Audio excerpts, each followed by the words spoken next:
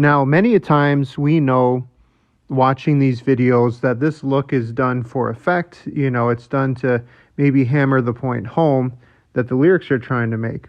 But what if there is a song that when the lead singer had shot the video, they were expressing that very same emotion in real time? Well, such is the story of today's video and a song that I'm very proud to talk about.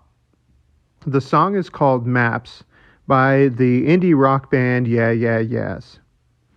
Now, just a little bit of history before we launch right into this moment that I described. The Yeah Yeah Yeahs originated from the United States in New York. And that's not where the band members grew up, but that's where they all ended up meeting each other. I believe they were in school at the time.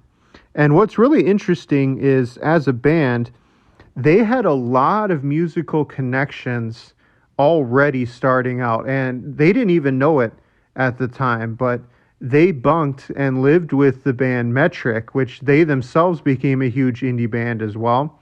They had connections being in New York to the Strokes, which invited them on the Yeah Yeah Yeahs' first kind of big tour. So it was pretty cool. They kind of got a nice kind of support and network right off the bat as they were kind of spreading their wings in the music industry. Now, at the same time that this was happening, as they were starting to get big and so on and so forth, Karen O, who is the lead singer for the band the Yeah Yeah Yeahs, she was dating another fellow musician at the time. His name is Angus Andrew, and he was also, like I said, part of an experimental rock band as well. And since they were dating each other, they were living together, as anyone normally does. So their bands kind of toured together at the same time as well. And things started off good, things started off really well for them. And the Yeah Yeah Yeahs had just released the album that Maps is featured on. And what's kind of interesting is Maps wasn't even the very first single from that album. It was the third one, but the first two had flopped so badly that they decided to release Maps. What's interesting, too, is as you go through that album, Maps stands out like almost a sore thumb. The style of it is completely different when you compare it to other songs on the album because it is kind of more light. It's not as punk rock as the rest of the album is, minus probably the guitar break near the very end of the song, but it's just very lighthearted musically, that is, in comparison to the rest of the album. So the song itself, Maps, this has never been officially proven, but a lot of the band fans say that the song title stands for an acronym, and the acronym is My Angus Please Stay, which was her boyfriend at the time, Angus Andrew.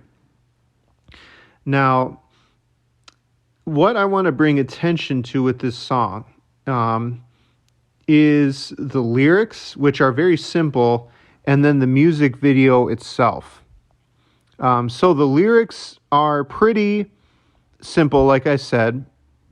Of course, what really hits home is the chorus, where she continuously says, "Wait, they don't love you like I love you." And then she says, "Maps," which again, kind of makes sense. It kind of fits with what the song is saying, but, not really. It's kind of a stretch. So that's why people say Maps is the acronym, because then she repeats, "They don't love you like I love you." And the song, of course, ends with her repeating that line over and over. And I think why this song is so popular is because the earnestness in which she says that line just increases and increases throughout the song. And anybody that's been through heartbreak, it's almost like they just automatically can relate to that emotion that she's conveying, because it's not really the lyrics, it's the way that she's saying the lyrics that makes it stand out. Now, it's pretty much the same with the music video. The video is just them playing and auditioning in a high school gym. And it's pretty much just videoing them singing the song there in the gym. So at first glance, again, it's not that, nothing really stands out, right? You just kind of watch them playing it and it's like, oh, okay, this is interesting. But what happens is Karen O, she starts crying during the course of that song. And it is very hard to say to yourself, oh, okay, this is staged, she's acting. There's just something about it makes it seem so genuine and heartfelt. And what happened is those tears that she's crying was really real, because at the time, her and her boyfriend were having a hard time in their relationship, and he was actually supposed to show up to the video shoot. And he ended up being, extremely late. I believe he was about 3 hours late. And then the band, after the shoot, was going to leave to go on tour. So she thought, hey, this song, he might not even show up. And then we're going to immediately leave afterwards. And then he doesn't even know. He didn't know at the time that song was actually written about him and for him. But he did end up showing up, and that even got her more emotional as they were filming. But I thought that's such an amazing story for a song, that this is literally her, bearing her soul out as this song is going on, and they're being recorded, and it's all real. This is real emotions coming out.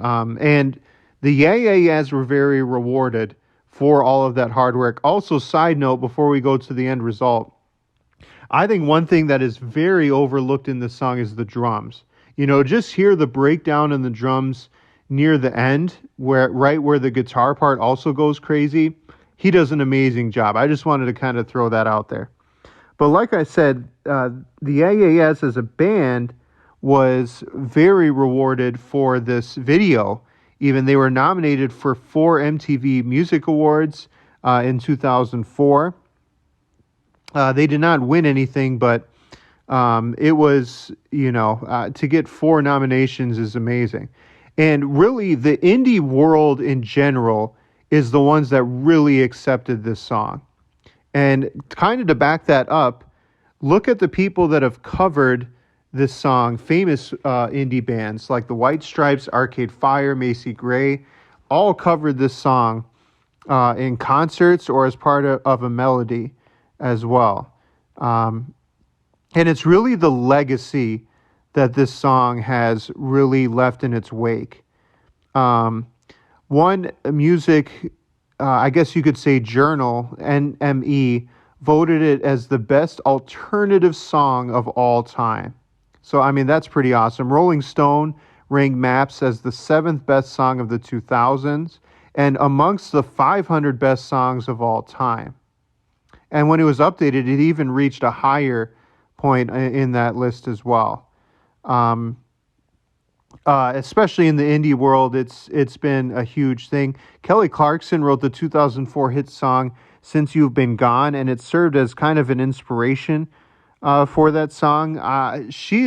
Karen O's not a big fan of that, but you gotta at least appreciate that one other band was inspired by that. But Karen O did say that the similarity was like getting bitten by a poisonous varmint. So not a very good recognition for that song. And then Beyonce in 2016's album Lemonade contains part of the lyrics from that song, and she says, "Wait, they don't love you like I love you." So takes part of that lyric as well. So the Yeah Yeah Yeahs actually got songwriting credits for it as well. And in the United Kingdom, it was certified silver for over 200,000 cells. So, it got such a big love for this song. I'm sure many of you who have listened to this song know how much it means to you. And yeah, that's all I got for this week. Check out Maps if you haven't heard it before this week at some point, and I will talk to you all later. Bye.